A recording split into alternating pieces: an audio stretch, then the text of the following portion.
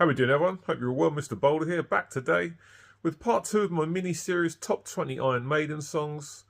Today we're going to be focusing on the albums released between 1990 and 1998, so obviously No Prayer for the Dying, Fear of the Dark, The X Factor and Virtual 11.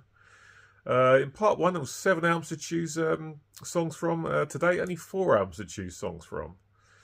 So let's get straight into it after the usual sip of coffee. I'm going to get started. Number 20, obviously. And number 20 is the title track from 1992's Fear of the Dark. A song that's loved by many, many people. And I do like this song. But I have to say, it doesn't resonate with me as much as it does with other people. Whenever I've seen Maiden live and they start playing it, I always think to myself, I'd rather hear To Tame a Land, Alexander the Great, or Seventh Son of the Seventh Son. Not one of my favourites of them, the big epic Maiden album closers from back in the day, but still a good tune, no doubt about it. It's got that iconic guitar part that the crowd always sings along to when they play the song live. I like the way the first verse kicks off, where it's sort of more gentle at first, with the more sort of spoken word parts from Bruce Dickinson. Things ramp up towards the middle part of the verse, of course. A good chorus. It's a massive sing-along, no doubt about it. Some good guitar solos. Chorus is very strong. Yeah, a decent tune, no doubt about it, but I don't love it as much as a lot of other people, that it has to be said. But Fear of the Dark comes in at number 20. Good tune. Not one of my favourites from the old school epics towards the end of the albums, I should say. But yeah, still a decent tune. So that's Fear of the Dark at number 20. Number 19, sticking with the same album. Number 19 is Judas My Guide. I love the intro guitar parts. Everyone coming in all together. Some nice solos before the first verse kicks in. I really like the verses. Bruce, as always, sounding really good. Pre-chorus I like as well. And the chorus is very, very catchy. Easy to sing along to. And it's just a really good tune. One I've always liked. So not a lot of people don't like Judas My Guide. But yeah, I have no problem with it, has to be fair. It's a decent tune. I like it quite a lot. Catchy stuff. Easy to sing along to. Judas My Guide is number 19 in the top 20. Move on to a different album now. And at number 18, from Virtual 11, is The Angel and the Gambler, which is a song that a lot of people really do not like. But I've had absolutely no problem with that song from the very first time I heard it. Does it need to be as long as it is? No, it doesn't. Would a 4.5-minute single version do the job just nicely? Yes, it would. But can I listen to the entire song, the full-length version, and enjoy it from start to finish? Yeah, absolutely. I have no problem with the very repetitive chorus. I really enjoy it. There's been a lot of repetitive chorus songs released in the last 20 plus years, since the Brave New World era up to present day. But a lot of people don't criticise that, but they like to criticise the repetitive chorus in The Angel and the Gambler. No problem for me. Good vocals from Blaze in the verses. The pre-chorus I quite like as well. Not the best chorus in the world, but I still really like it. Yes, it is very repetitive, and they should have wrote some more lyrics for it. But they didn't, so here it is. But I like the whole version, the full version from start to finish. Some good solos in the track as well. Angel and the Gambler comes in number 18. A track that a lot of people really hate. Not me, always liked it from day one. Obviously, you don't really love it because it's down at number 18, but it's still a song that I can listen to and enjoy any day of the week, no problem. Right, number 17 now. And let's go to the X Factor. And it's track 2, Lord of the Flies. Intro guitar part's really nice. Sounds really good. Some nice riffs before the verse comes in. Really enjoy the verses in this one. Blaze sounding really good. The lyrics are very good as well. Blaze's vocals particularly good in the chorus. He sounds really good. Some nice solos. One of the shortest songs on the album, and that's all good with me. There's quite a lot of long songs in this one, but Lord of the Flies is a decent tune, no doubt about it. Especially love Blaze's vocals in the chorus. Some nice solos. Lord of the Flies comes in at number 17. That's a tune that I like a lot. Number 16 now. And we're going back to this album. And it's track, is it 3 or 4? Track 3, Afraid to Shoot Strangers. Really like this one. Through the Dark was the first Maiden album I got at the time of release back in 1992, and I remember listening to this album loads and loads, and Afraid to Shoot Strangers is a song I've always liked. Doesn't get talked about a lot, but I like it a lot. Quite an epic, a gentle beginning to the tune. Again, a bit similar to the title track Through the Dark. The start of the verses is quite sort of soft, and Bruce singing quite quietly at first. But yeah, some really nice guitar playing throughout the verses. I like the little lead that comes in before the chorus starts. Great chorus, very catchy, good to sing along to. Some nice guitar solos, quite an epic track. They keep it interesting, keep moving things around, as you should with epic songs, of course. And that's why Afraid to Shoot Strangers comes in at number 17. Sorry, number 16. Number 15, we'll be sticking with the same album, and I'm going to go for Fear Is the Key. Good tune. Again, doesn't get talked about a lot, but I really like it. Nice simple snare roll from Nico, and then everything comes in. Really nice guitar part that starts off the guitars in this tune. I really, really enjoy. Bruce sounding really, really good in the verses on the vocals. I like the vocal delivery and the phrasing of the lyrics. Sounds really good. Excellent chorus, great chorus, very, very catchy, easy to sing along to. Some superb guitar solos in the song as well. For me, Fear Is the Key is an underrated track on Fear of the Dark. I hadn't listened to this album for quite a long time at one point, and when I went back to it, Fear Is the Key started, I thought, I'd forgotten how good this tune is, but Fear Is the Key, sorry. Great track for Fear of the Dark, a bit underrated as far as I'm concerned. That comes in at number 15. Number 14 now is our first appearance of this album in this video. So we're going to No Prayer for the Dying. And number 14 for me is Bring Your Daughter to the Slaughter. Another one of those Maiden songs that does get a fair amount of hate, but I've never understood the dislike for it. This was the last true heavy metal #1 single in the singles chart here in the UK, all the way back in 1990. Yep, never had a problem with this song at all. I think it was on the soundtrack of one of the Nightmare on Elm Street films. Like the verses, Bruce's vocals are great. Especially in the chorus, Bruce just sounds amazing. Great, great vocals. Very, very easy to sing along to. Catchy chorus. Nice riffs. I like the little riff after the solo. The one that Papa Roach ripped off for Last Resort. That's a nice little riff. Quite low in the mix. It sounds really good. And yeah, just fantastic song. Massive choruses. Don't understand hate for it myself. Bring Your Daughter to the Slaughter comes in at number 14th place. 13th place, we're going to be sticking with the same album. I'm going to go for track 2, Holy Smoke. Again, one of those songs that quite a lot of people dislike. This was Maiden not taking themselves seriously at all, which you can very much see if you look at the music video for this song. I love the intro guitar parts. Nice drum roll from Nico for the verses come in.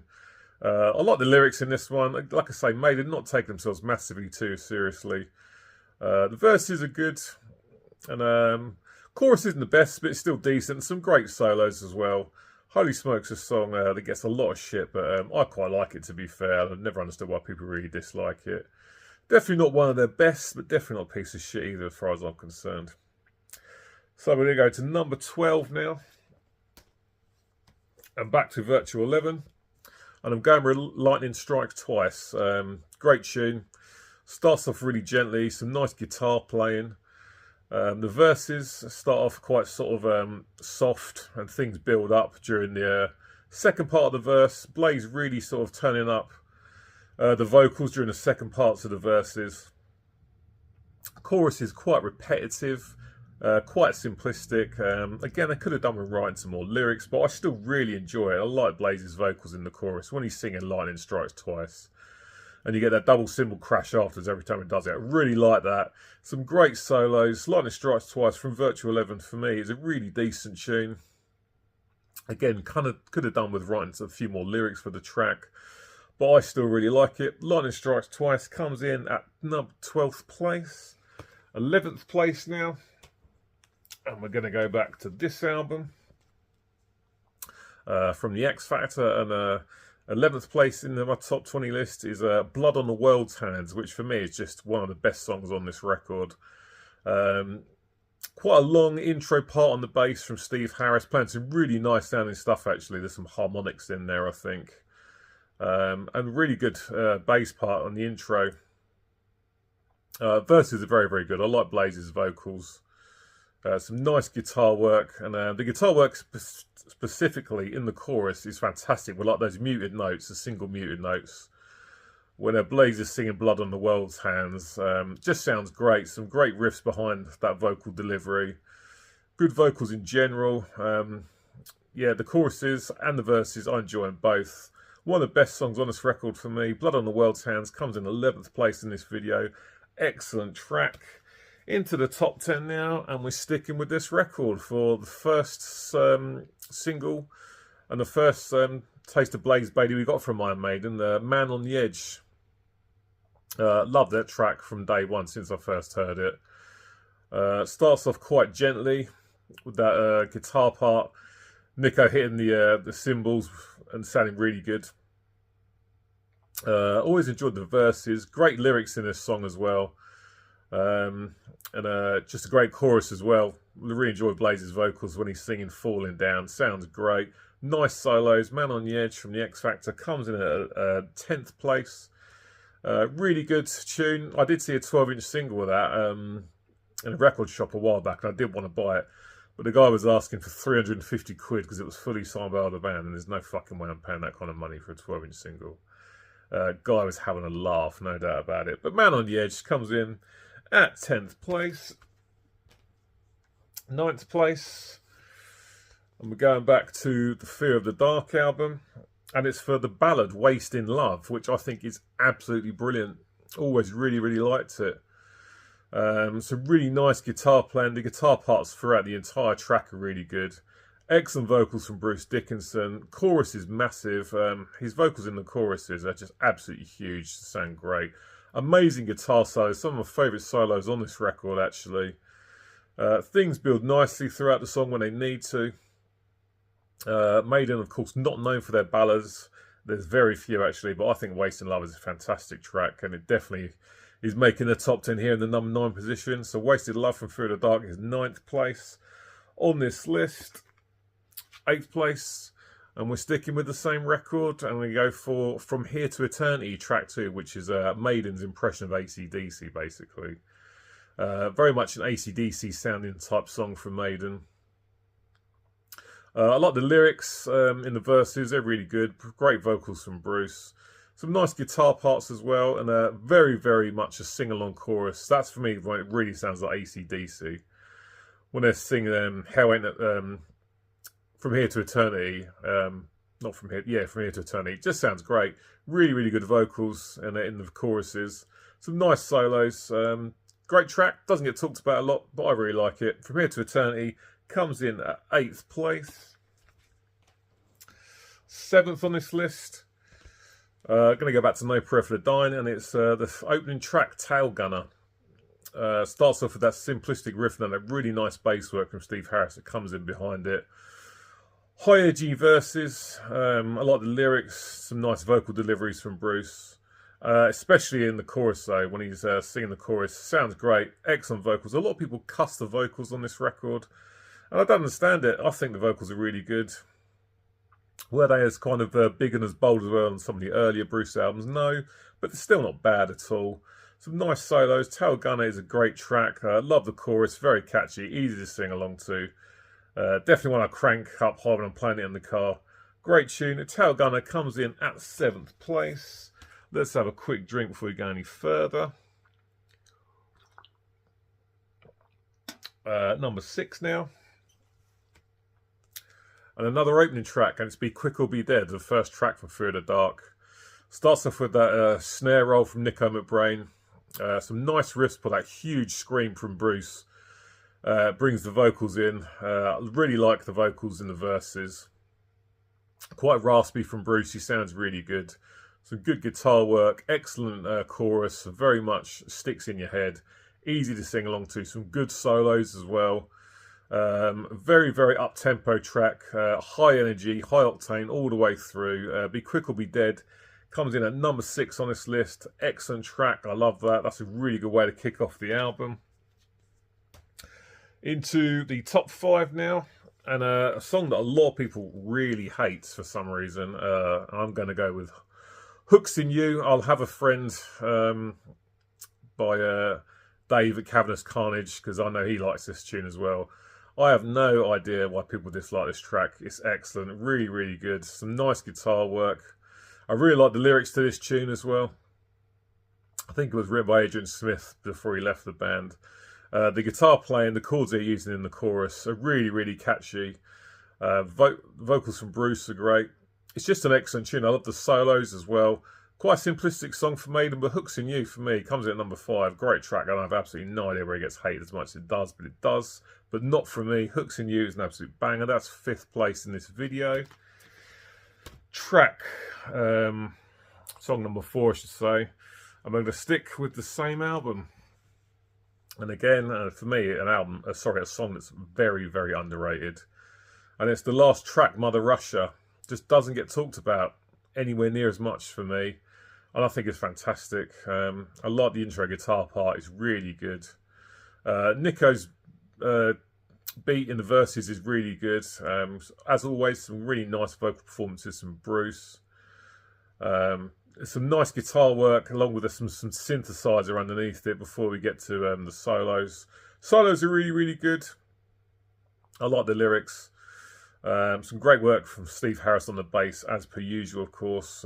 Mother Russia, for me, is very much an underrated track from Maiden. One of the best songs, or in fact, my favourite song from this album. Mother Russia, to me, completely underrated and definitely deserves more love. And that comes in at 4th place on this list.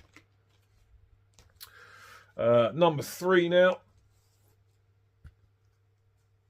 And we're going to go with the title, sorry, not the title track, the very first song, Futureal. One of the last real sort of fast, up-tempo Maiden album openers. Just an absolutely amazing track. Everything comes in together. Some really nice guitar work. Verses are quite simplistic with regards to the riffs, but they're very effective. Great vocals from Blaze in the verses, and it sounds absolutely amazing in the choruses as well. Catchy chorus, great stuff. Excellent solos. This song's over and done with in about 3.5, 4 minutes. You don't get a lot of that from Maiden anymore. It's a shame I don't write more ones like this these days. Great performance from Blaze on the vocals. Good solos. I like the solos a lot. Futureal, first track from Virtual 11, is my number 3 in this list. Excellent track. Really, really good. Shame I don't write more like that anymore. 2nd place now. And again, it's the album opener, Sign of the Cross from X Factor. Is an absolutely amazing epic tune that deserves way more love than it gets. A very dark, brooding beginning. Some nice clean guitar work that sort of comes in afterwards. Verses are really, really good. Blaze's vocals are great. Massive chorus as well. Blaze sounding great in the choruses. When he's singing Sign of the Cross, it sounds great. There's a lot of instrumental passages in this song. There's not much Blaze. I could do with a bit more Blaze on the vocals personally, but all the instrumental passages are really, really good. They build the song nicely. They're moving things around, keeping things interesting, keeping things fresh. Some great guitar solos in this track. Some synths in there as well, with some nice layering. Makes the song sound really good. And just a fantastic tune that doesn't get anywhere near as much love as it deserves, as far as I'm concerned. 11-minute track, and never ever get bored of listening to it. It keeps things interesting, they keep moving things around, keeping things fresh. Sign of the Cross, the opening track from X Factor, is an underrated gem that just doesn't really get talked about too much. Excellent song, I absolutely love it. Blaze sounds fantastic. Great tune, great tune, absolutely love it. Sign of the Cross comes in at 2nd place. And for my number 1, another fantastic tune, of course. And it's another one of the epics. My number 1 pick from Iron Maiden from 1990 to 1998 is the last track on side 1, The Clansman. Just an absolutely brilliant song. Just like Sign of the Cross, The Clansman is easily up there with some of the best stuff that they were putting out during their 80s heyday, as far as I'm concerned, with Bruce Dickinson. The Clansman's an excellent track.